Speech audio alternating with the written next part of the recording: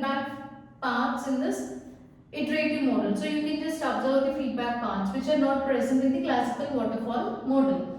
And here I included feasibility study. So this was not included in my previous lecture while discussing about classical waterfall model, because you can directly start with the requirement analysis, or you can include this feasibility study if you want. So why I included this here means, so here in order to explain you why this feedback path is not there for this feasibility study, I just included this in this iterative model. So if you want, you can just add it in your waterfall model, classical waterfall model also. So what is meant by this feasibility study? So the main aim of this feasibility study is to check whether it is technically and financially feasible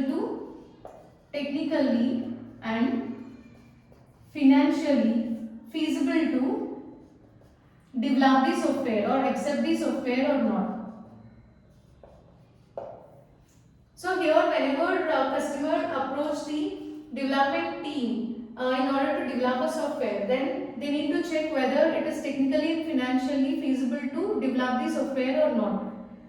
So once it is okay, so once they are done with this, then in that case they'll accept it. So if this criteria is satisfied, they'll accept the project. And so once it is accepted, then they'll start. So first they'll understand the problem, and then they'll find multiple solutions. So this is the problem. So they'll find multiple solutions for that problem, or multiple strategies. They'll use multiple strategies. So if multiple strategies are used to solve one problem, then you'll get multiple solutions, right?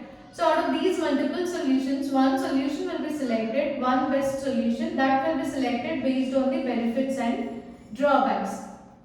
So if there are less number of drawbacks and more number of benefits for the solution 3 compared to remaining, then in that case the solution 3 will be selected.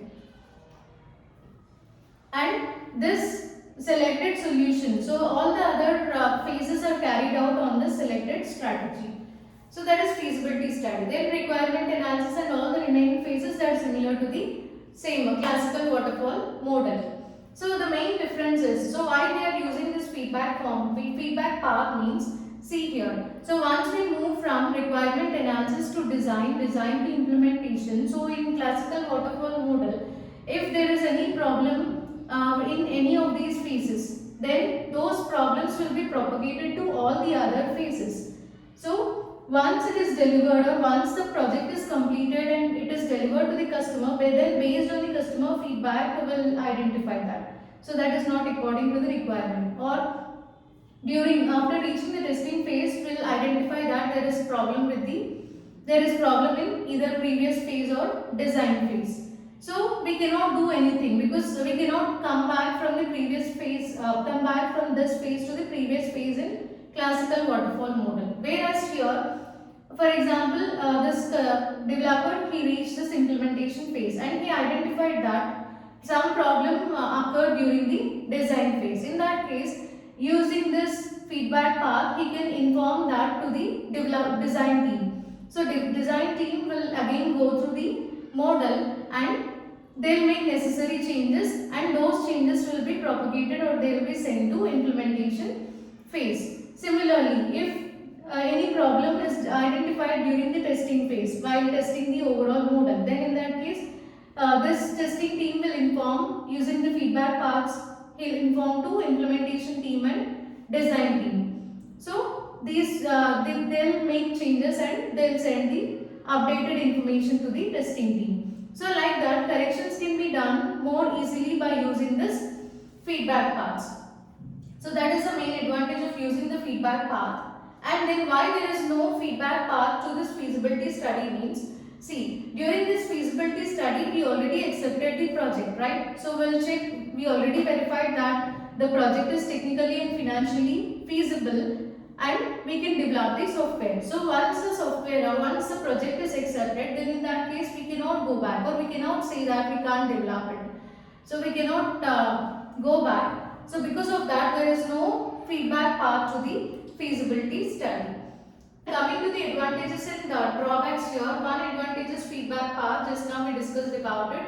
Second one is simple. So this model is simple and cost effective and then well organized. So documentation, less time will be spent on documentation, whereas more time is spent on design and implementation here. Quality assurance. So when we reach this testing phase, so if we find any mistakes, then in that case those mistakes will be propagated or they will be informed to the implementation and design team. So those mistakes will be verified and they will be corrected and again testing will be done. So like that there will be more or less chances for errors. So if there are less chances, then in that case the quality will be high. So quality assurance is there in this iterative waterfall model.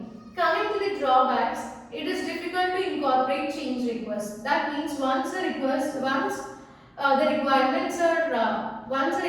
are fixed during the requirement analysis phase, then usually the customers they keep on changing the requirements. So even though if they change the requirements also, then these requirements they cannot be incorporated or those new requirements cannot be added into the system, because in waterfall model or in iterative waterfall model, once we move from one phase to another phase, then we can't go back. So we already reached to this implementation phase, for example, and now the customer want to add few more requirements, then we cannot go back, right? So even though there is a feedback path here, this feedback path it just indicates that if there is any error in this requirement phase, then that error can be rectified. But it is not like you can add new requirements whenever it is required, right? So this feedback path is just used to correct the mistakes in the phase, but not to add new requirements.